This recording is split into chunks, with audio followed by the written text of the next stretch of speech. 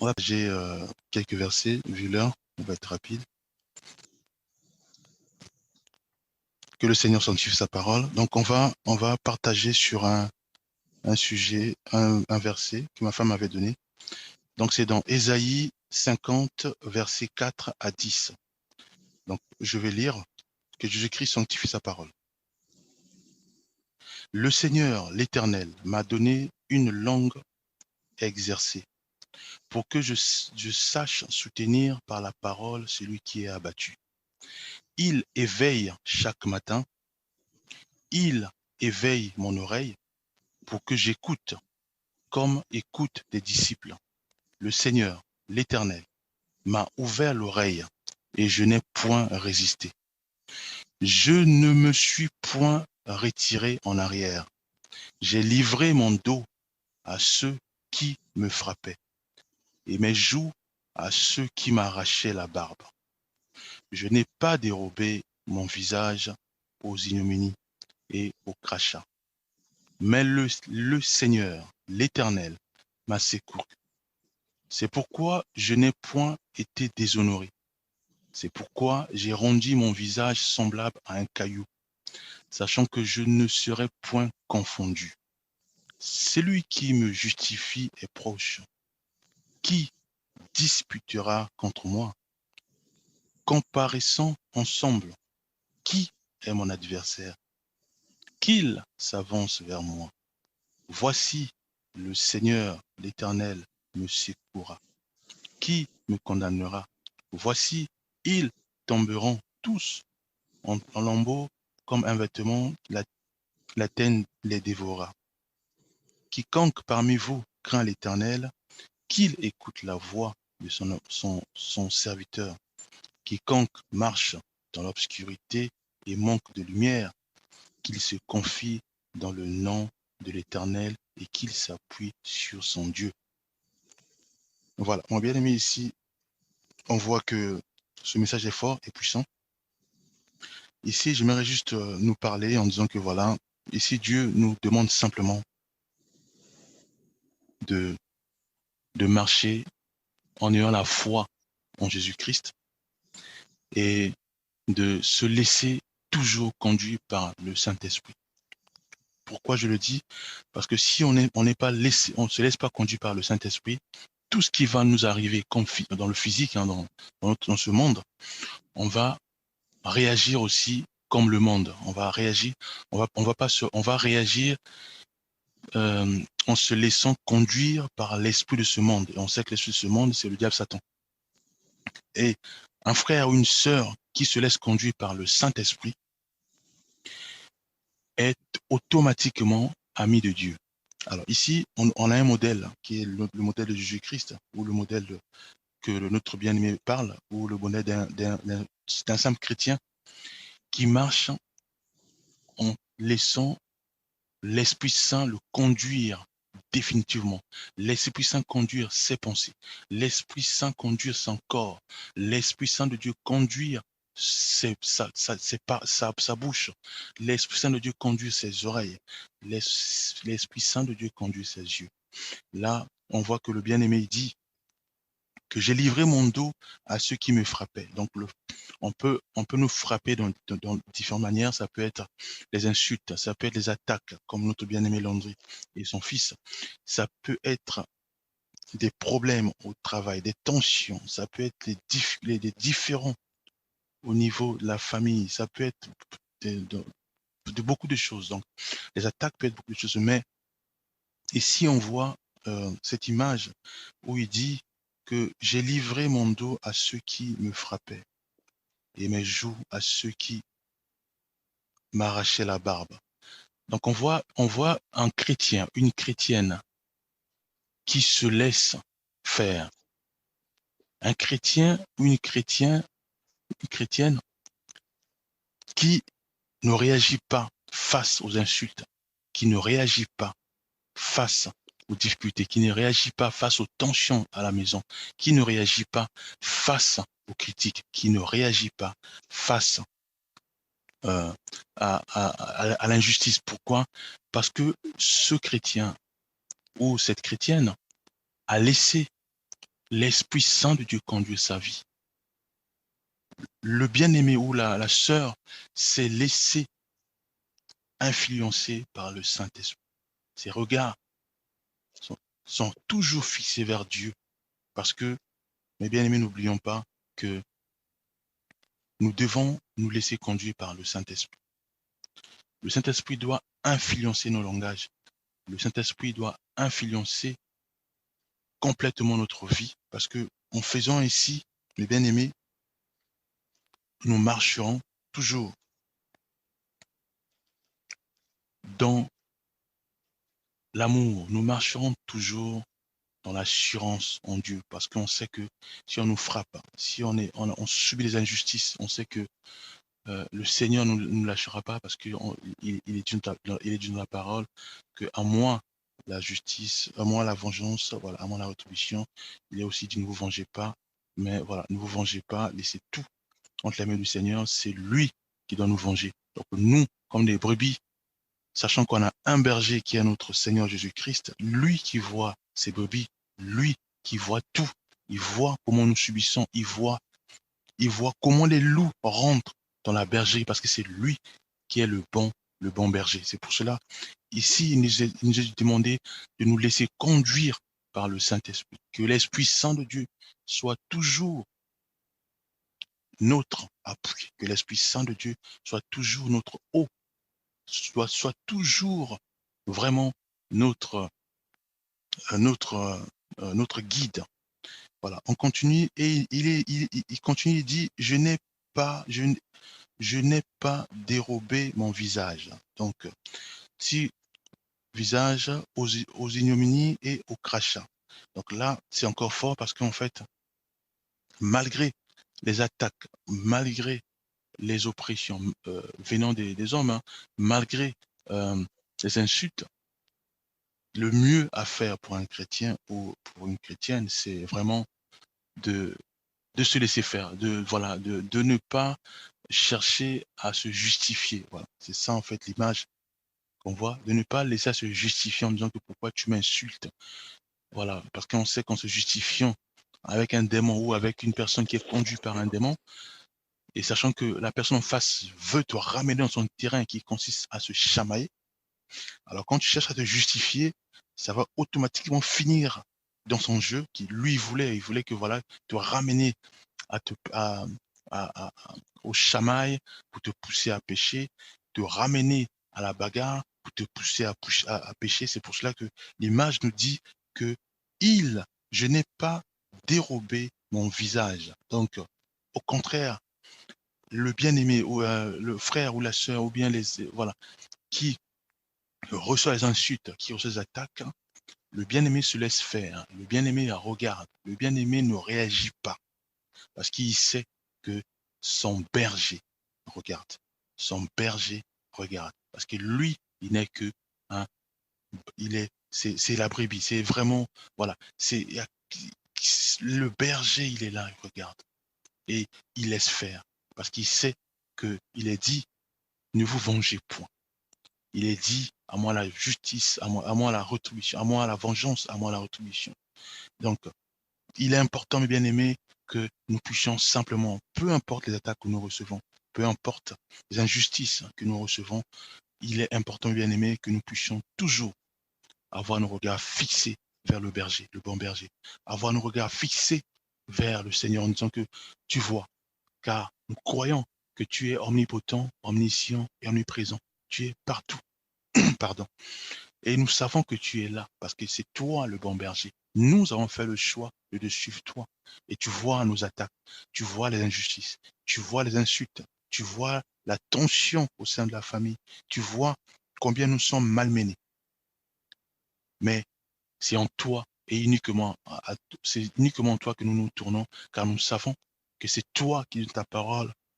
À moi la vengeance, à moi la rétribution. Maintenant, secours-nous.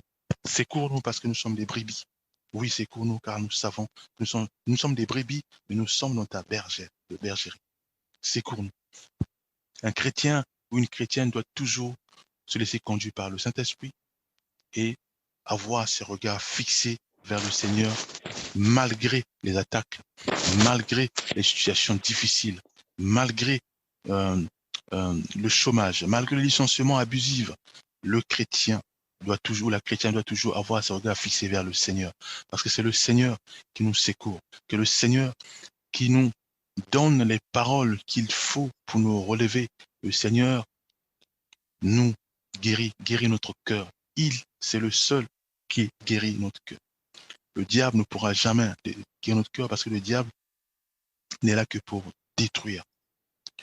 Le diable n'est là que pour nous détruire. Il trouve son plaisir à nous détruire. Il trouve son plaisir à nous détruire, soit à travers nos amis, soit à travers les membres de nos familles, soit à travers nos voisins, soit à travers nos collègues du travail, en l'incitant au chamail, en l'incitant à la jalousie, aux querelles, tout ce qui l'attire, lui. C'est pour cela, nous, sachant que c'est pas notre terrain, sachant que c'est pas notre terrain, tout ce qui est chamail, tout ce qui est dispute, tout ce qui est envie, c'est pas notre terrain. Donc, comme c'est pas notre terrain, c'est quelque chose que nous maîtrisons pas, le mieux à faire, on fait comme a dit notre bien-aimé, je n'ai pas dérobé mon visage aux ignominies et aux crachats. Si un voisin t'insulte, tu dis gloire à Dieu.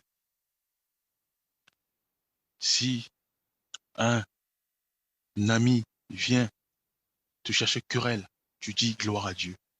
Gloire à Dieu. Parce que tu dois le ramener dans ton terrain que toi tu maîtrises. Le terrain de la prière. Le terrain où tu dois rendre grâce au Seigneur. Peu importe les difficultés, peu importe les situations que tu reçois. Tu dois le ramener les membres de ta famille sur ton terrain que tu maîtrises. Le terrain de la prière. Le terrain d'adoration. Le terrain où tu élèves le Seigneur, où tu glorifies le Seigneur. Mes bien-aimés. Parce que si un frère ou une soeur nous ramène dans son terrain qui consiste à nous pousser à nous réagir, mon bien-aimé, nous allons tomber parce que c'est un terrain que nous ne maîtrisons pas. On ne connaît pas le système, on ne le connaît pas et on ne l'aime pas ce terrain. Parce que nous avons fait notre choix de suivre que le Seigneur Jésus-Christ. C'est pour cela, mes bien-aimés, il est important de nous focaliser dans notre terrain. Si une personne vient nous attaquer, vient nous ramener sur le terrain, nous devons tout faire pour ramener cette personne sur notre terrain à nous, notre terrain qui consiste simplement à élever le Seigneur Jésus-Christ, à glorifier le Seigneur Jésus-Christ, à pardonner, à manifester l'amour, On continue le verset, il dit, mais le Seigneur, l'Éternel, m'a secouru. Voilà. Donc, mes bien-aimés, n'oublions pas que nous sommes des brebis. Nous sommes des brebis. Et Jésus-Christ, en partant au ciel, il a dit à ses brebis, restez là jusqu'à ce que le consolateur, parce que le berger, il fait tout pour ses brebis. Le berger, il fait tout pour ses brebis. Il va au Père, il crie au Père pour que le consolateur, il vienne, pour que le consolateur puisse prendre le relais à ses brebis, puisse prendre le relais pour mieux diriger ses brebis. Mais bien aimés, n'oublions pas que nous avons le Saint-Esprit, l'Esprit Saint de Dieu avec nous. Nous avons tendance à ignorer le Saint-Esprit. Le Saint-Esprit est réel, mes bien-aimés. Le Saint-Esprit est vivant. Le Saint-Esprit est toujours avec nous. Le Saint-Esprit, il veut aussi que nous puissions le laisser travailler, mes bien-aimés. Le Saint-Esprit est là, au milieu de nous. Donc, quand on les attaque, on sait que l'Esprit Saint de Dieu est là, parce qu'il intercède aussi pour nous, mes bien-aimés. C'est pour cela, nous devons avoir à l'idée que nous avons le Consolateur qui est avec nous. Et nous croyons, malgré nos difficultés, malgré nos tensions, malgré nos défauts, malgré nos attaques, malgré les insultes que l'on reçoit, que Dieu l'Éternel, m'a secouru. Donc Dieu va toujours nous secourir. Dieu va toujours se relever et nous secourir. Dieu va toujours nous guérir. Dieu va toujours nous consoler. Dieu va toujours restaurer notre cœur. Dieu va toujours tout faire pour que nous soyons heureux, que nous puissions encore davantage le louer, nous témoigner de sa bonté. Oui, mes bien-aimés, nous devons garder ça en tête que l'Esprit Saint de Dieu est là avec nous.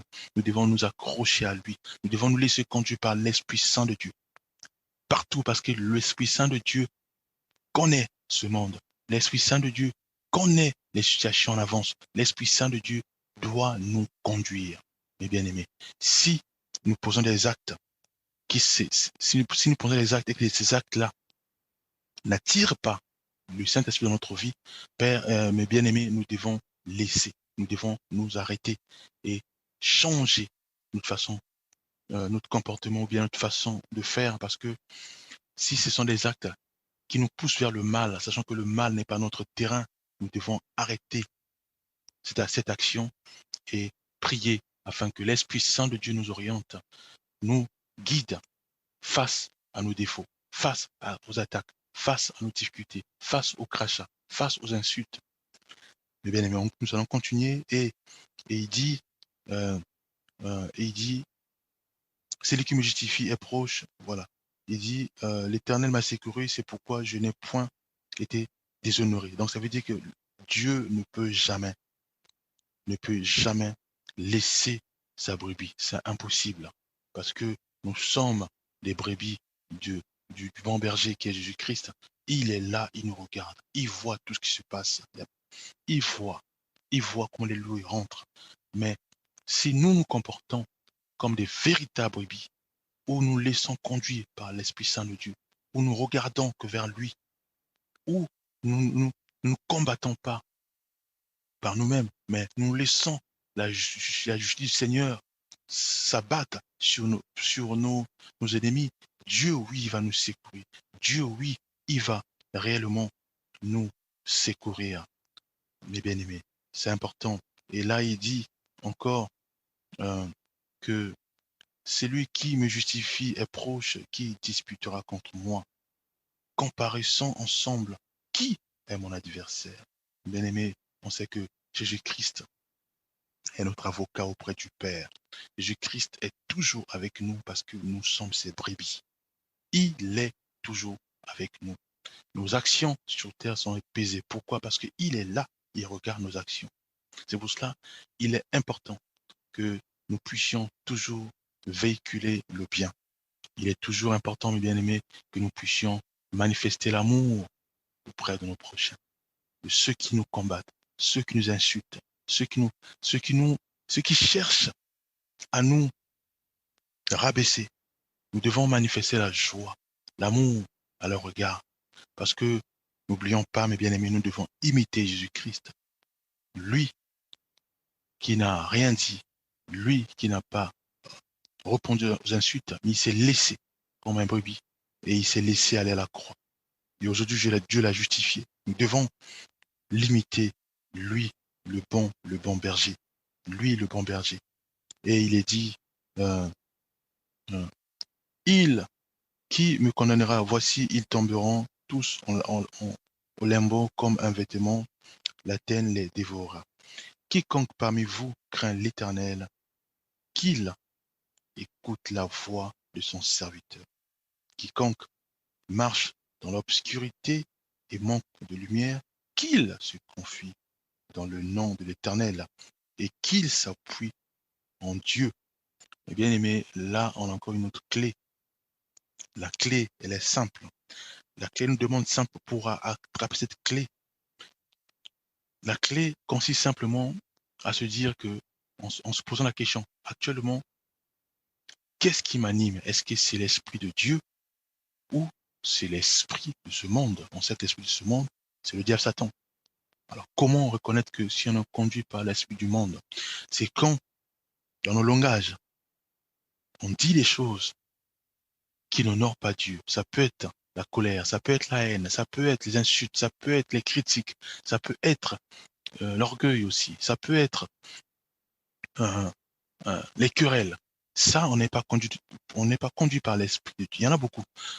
À ce moment-là, on se dit qu'on n'est pas conduit par l'Esprit Saint, mais on ne conduit pas l'Esprit de ce monde. Et si c'est le cas, ici, on nous demande de rechercher l'Éternel. Rechercher l'Éternel. Nous devons prier en disant que Seigneur, vois mon corps, vois comment je réagis. Mais là, c'est pas l'Esprit Saint de Dieu qui me conduit, qui m'oriente, mais c'est l'esprit de ce monde. Et on sait que l'esprit de ce monde, c'est le malin, qui est le diable Satan. Mais je veux à tout prix être conduit par le Saint-Esprit. Révèle-moi les choses à laisser. Fais-moi grâce de tout abandonner afin que je puisse maintenant me laisser conduire par le Saint-Esprit. Me laisser conduire par le Saint-Esprit. Et ici, il est parlé que si on est dans l'obscurité, donc c'est ça l'obscurité, ça peut être aussi la drogue, l'alcool. Si on est dépendant de la drogue, dépendant de l'alcool, dépendant de tout ce qui n'honore pas le Seigneur, la prostitution, tout ce qui est convoitise,